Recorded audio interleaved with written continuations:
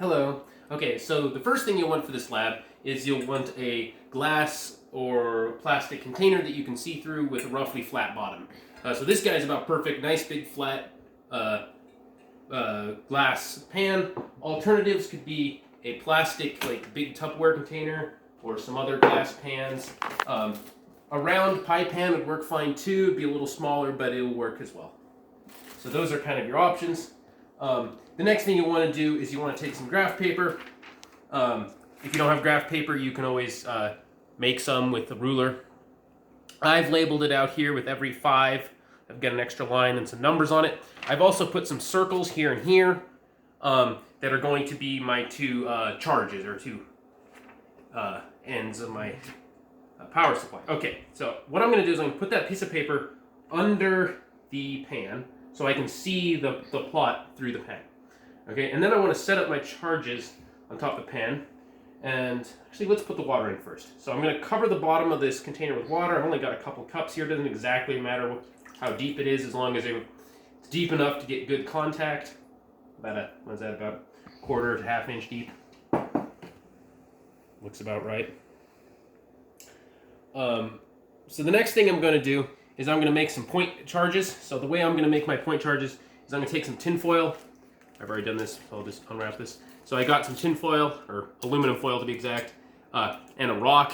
Just a rock as a counterweight to hold it down while I'm doing the experiment. Doesn't really matter what you use, as long as it's something to hold down the tin foil. So I wrap the tin foil around that. So I've got a nice metallic circly thing. Kind of form it on the bottom so it sits well. And then I'm going to push that in so it's going to set on one of those 2 little circles I drew earlier. So that's going to be, I'll either be positive or negative. I'm not sure which yet.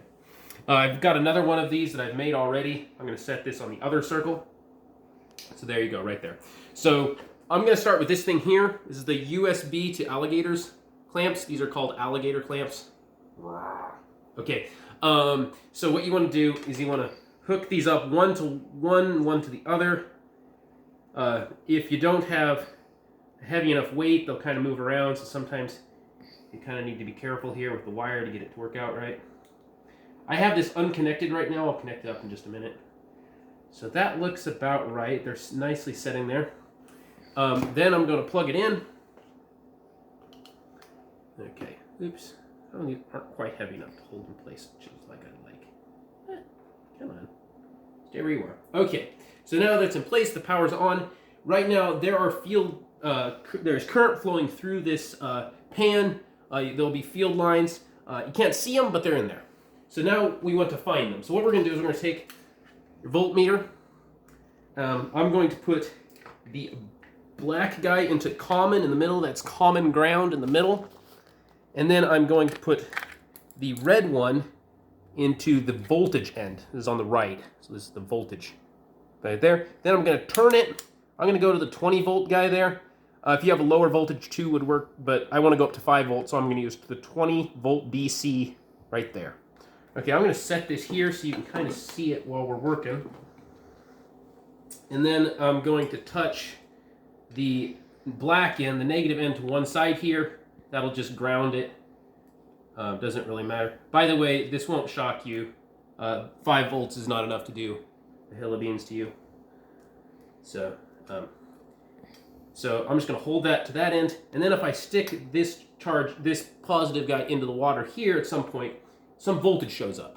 So you can see there on the voltmeter, some voltage goes up. And as I move the positive around in the water, that voltage changes. So if I go over here next to the black, you see that voltage gets smaller. If I go over towards the other one, the voltage gets higher, because it's measuring a voltage closer to the thing of the other guy. So apparently this is over here is my positive, this is my negative from my power supply, as it turns out. Okay, so what you're going to do is you're going to pick a voltage. Let's pick 2.5 volts is like right there in the middle.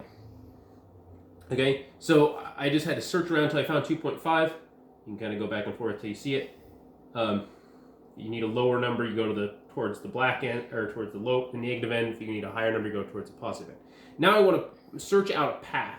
So I'm going to move this guy along and try to maintain it at right around 2.5. and you'll see that I'll draw out a path on my paper. So as I'm going, I would record spots into it. Okay, so like here, I'm right along the negative x-axis. So I would write that on a separate piece of paper. It'd help if you have somebody to help you do this. So after searching out what that path looks like, I'll pick another voltage. I don't know. Why don't we pick 2 volts? So that's about 2 volts, and then we can search out a 2-volt path. So that'll have a different shape, and you can kind of get the shape of a 2-volt path.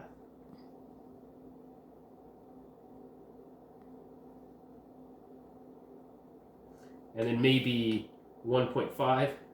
There's 1.5 right there. So that one's really close to that prong. And I can search out what its shape is. So you do that, and then you draw out those shapes, the shape of the 1.5, the shape of the 2, the shape of the 2.5, on a separate piece of paper or on this paper after you take it out. And you'll be able to draw those patterns to give your equal potential lines. Okay, now that's that lab.